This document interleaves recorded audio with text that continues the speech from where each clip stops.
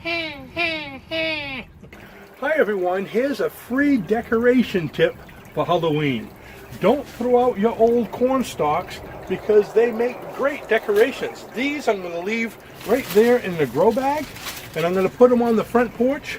And I have a tiki lamp, one of those solar tiki lamps right in the middle of it, so it's going to flicker lights all over. Or you can put a pumpkin in the middle. Isn't that a great idea?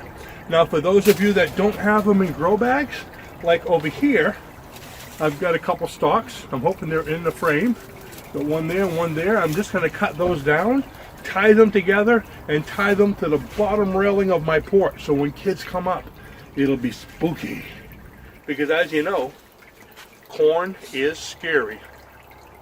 So go ahead and try that this year. Let me know how it turns out for you. Boo! Thanks for watching, and I'll see you in the next video. Bye-bye.